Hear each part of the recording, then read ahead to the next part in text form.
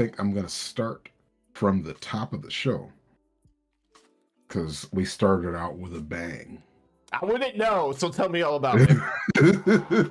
So we had the Dynamite Battle Royale to that makes start sense. the match. Or start the night. That makes sense. So I don't even remember who all was in this match. People were getting eliminated fast because obviously there's a lot of people in this match that weren't gonna do anything. All I know is I saw on the graphic card that Dalton Castle was supposed to be in it, and yes. Go back and watch it. Dalton Castle. He's just incredible. Just the mix of comedy and the fact that he's just really good wrestling. Like the flamboyance, along with the fact that he'll pull off moves that nobody else can. It's ridiculous, and that whole boys thing, it's starting to grow on me now. Because at first I was like, I really don't like the idea of this manservant thing, and I'm like, no.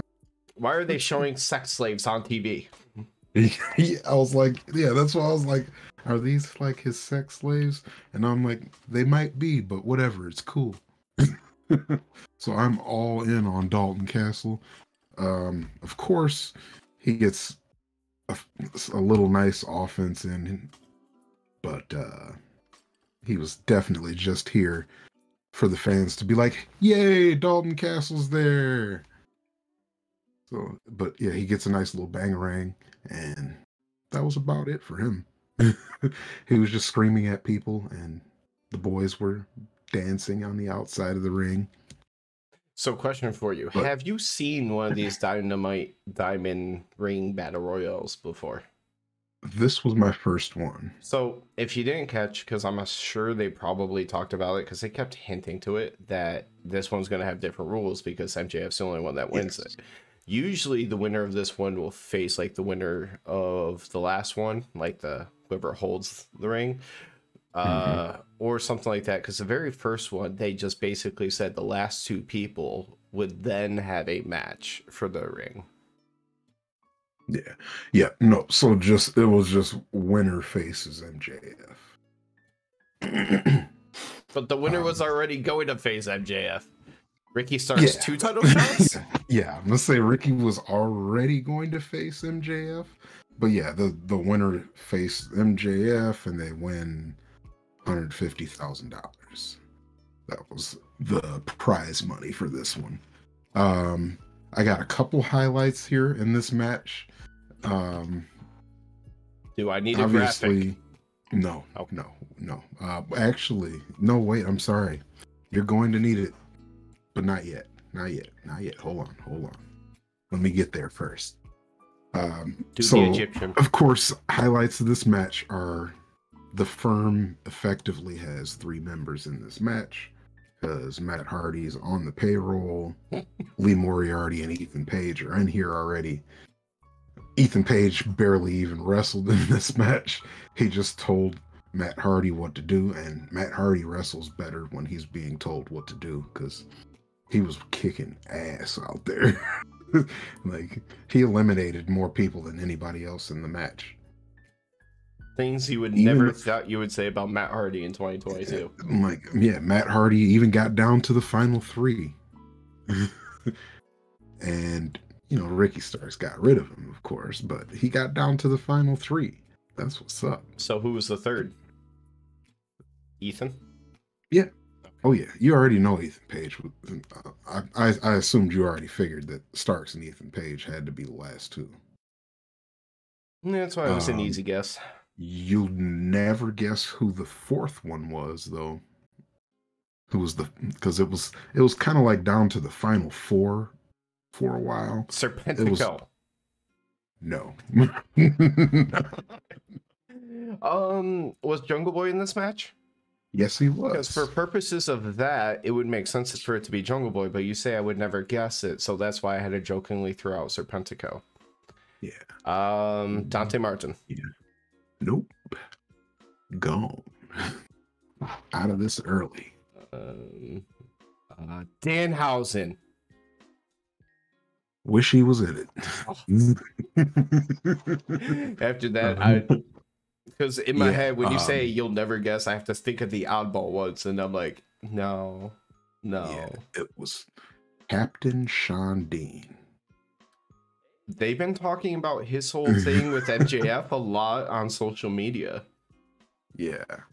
And then, like now that you say that, I'm like, okay, that kind of makes sense that he's kind of getting back, or they're going to kind of put him back on TV now. Because I was like, why is he still in there? Why is he even there at all? I wonder if he was out with injury or they didn't have anything for him. But I will say I would not be surprised based on the interactions if I know Ethan Page and MJF knew each other for a while. I think Ricky Starks might also be in that group. And I wonder if Sean Dean also kind of came up because they're all, maybe not Ethan, but they're all kind of close in age. Yeah. Since you mentioned that,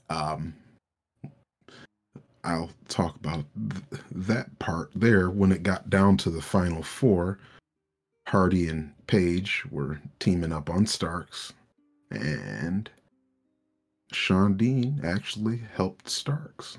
I didn't know that they had any kind of connection before, so that makes it make sense to me now. But also face versus heel and kind of heel. Yeah. So he saved Ricky Starks from losing this match because Hardy and Page were about to throw him out until Sean Dean was like, nah, eliminate me first. He pretty much got eliminated right after saving Starks. Which, it is what it is. So, but before I get to the end of this match, I have to rewind just a little bit here because I kind of got out of order in this thing. But, since we mentioned certain people, I figured I'd talk about the spots that were important with them. But Jungle Boy, as you mentioned, he was in this match. My hit of the night comes not from Jungle Boy, but from something that happens to Jungle Boy. When Jungle Boy gets eliminated, W. Morrissey is on the side of the ring. By the way, Jungle Boy had just eliminated Lee Moriarty. Ethan Page eliminated Jungle Boy as he's getting rid of Lee Moriarty.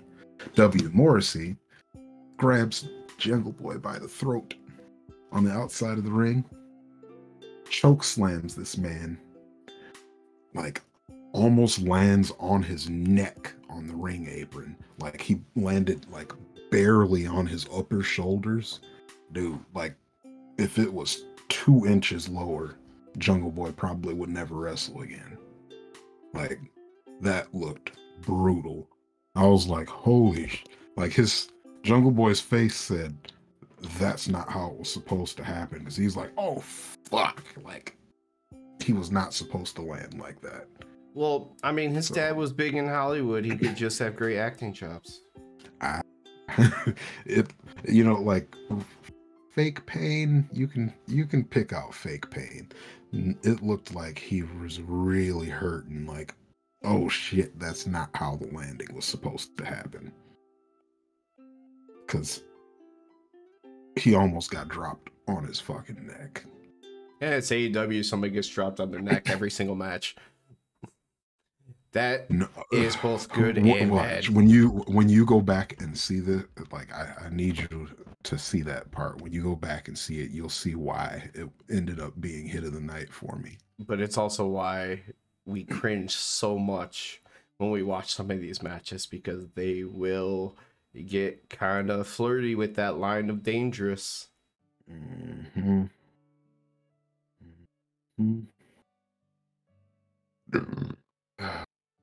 Yeah. So,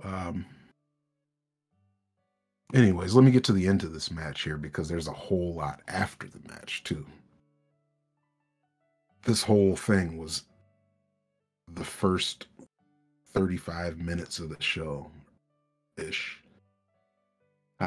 So Ricky Starks is eliminating Matt Hardy while Ethan Page is looking away because he has decided that Matt Hardy can do all the work by himself. But that does not work in his favor, obviously. He gets Ricky Starks up to try and egos edge him out of the ring. And of course, he counters it, knocks Ethan Page out the ring. Ricky Starks wins. He gets another match with MJF, I think, maybe. Let's give them a best of 7 series too while we're at it. I feel like that you might as like it at the very least might as well be best of 3, since it's going to be 2 matches. But yeah, before Ricky even gets to think about celebrating, MJF's music hits. Like the bell rang and then MJF's music was hitting already. He was on his way down to the ring. Like you see Ricky like, oh, fuck, I gotta talk. Like you can see him like asking for a bottle of water because he knows he's got a long talking segment coming up. He's like, and he starts chugging it. The camera cuts away from him. And back to MJF as he's heading out there.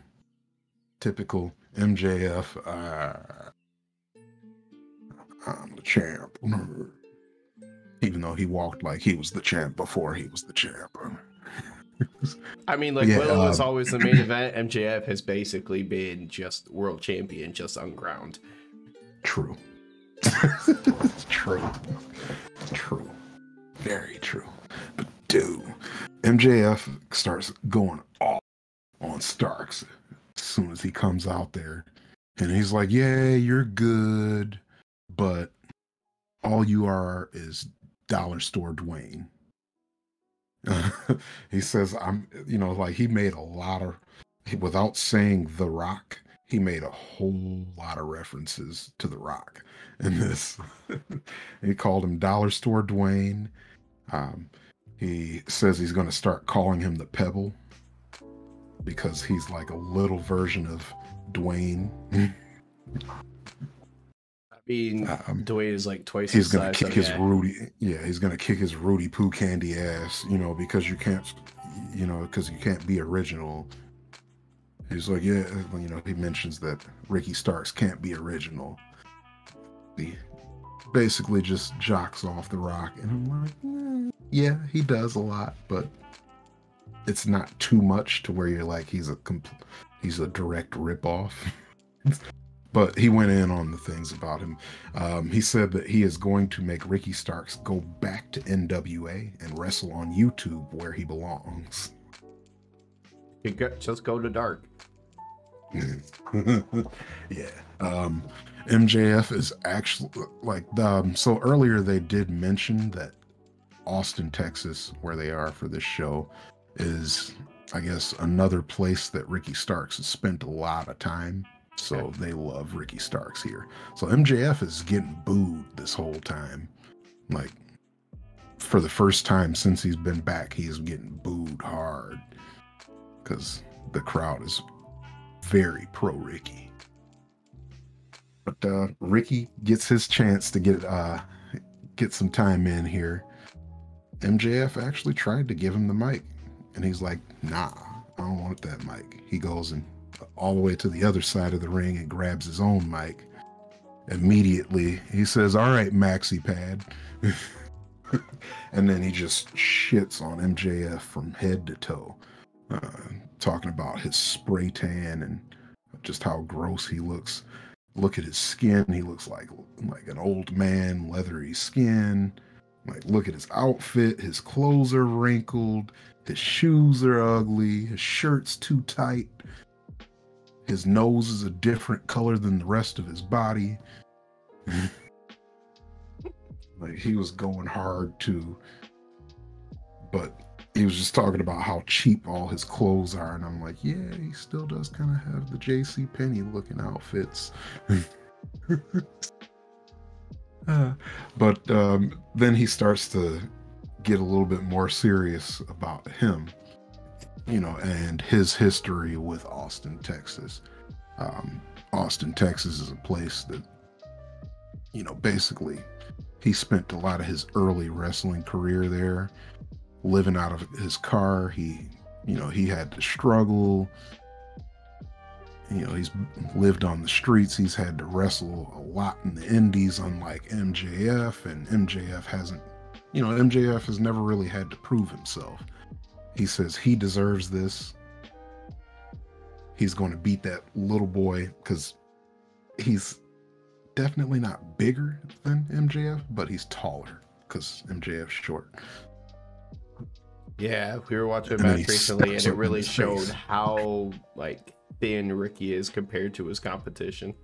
Yeah, like Ricky is definitely a skinny dude compared to other wrestlers. But he's definitely taller than MJF. He steps up to MJF's face, and he's got MJF is down here, he's up here.